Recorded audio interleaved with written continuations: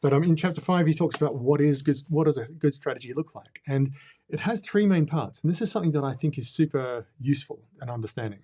There's three parts to good strategy. Number one is a diagnosis. You need to diagnose what's the current situation, what's happening in the world, why do we need a strategy, and what are the opportunities, and what are the differences in our competitive situation in our market, what's happening, where are our threats and challenges. So you're simplifying. It might be really complicated what's really going on, but when you diagnose it and put it into a strategy slide or a strategy presentation or a paper or a communication or a presentation, you want to simplify it and have, we're having this problem, or the opportunity is this. Customers are not satisfied because of this, this, and this. Therefore, next step, right?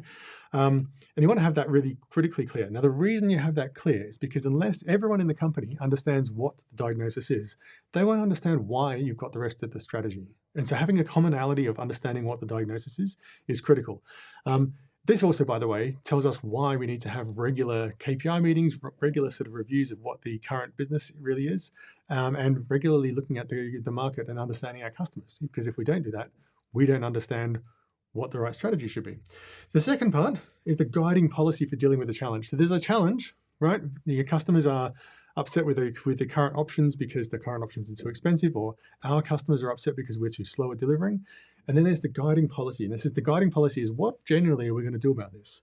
What's the overall approach chosen to affect those obstacles? Now, when we're reading this, because we can see the diagnosis and we can see the overall policy, the overall guiding policy, like we are going to simplify our offerings, or therefore we are going to remove all of the prior commitments, or get rid of the prior commitments and filter them out, get them all done, and not take on new commitments except for this particular area, right? Or therefore we are going to, if you're a Ryanair or if you're an airline, we're going to have really fast turnaround and no frills so that we can have really low costs, right?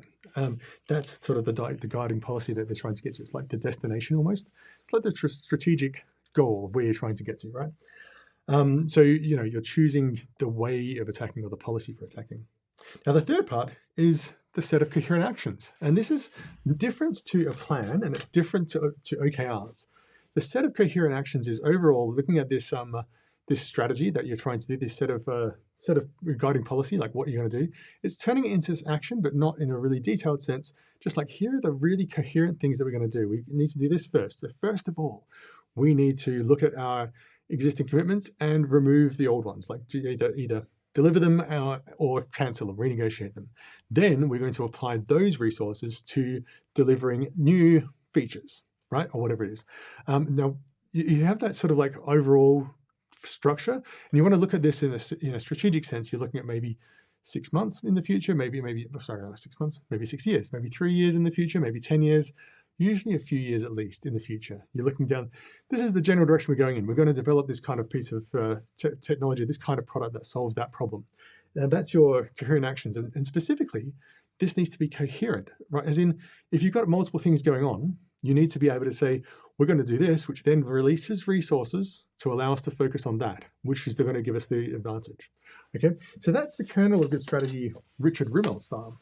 And I think that's been really useful for me in understanding what a strategy is, because if someone shows me a set of pillars, or this is our strategy, and I can't tell from what they're saying where they think the opportunity is, like where the challenge or opportunity is, what the diagnosis, and I can't see what their policy is on what they're doing, and I can't see what the actions are, what the overall sort of sequence of actions and how they relate to each other in order to deliver that policy, in order to meet the challenge, then I know that the strategy is not quite right. Right? It's fairly obvious when you look at it and you go, well, that's not a strategy.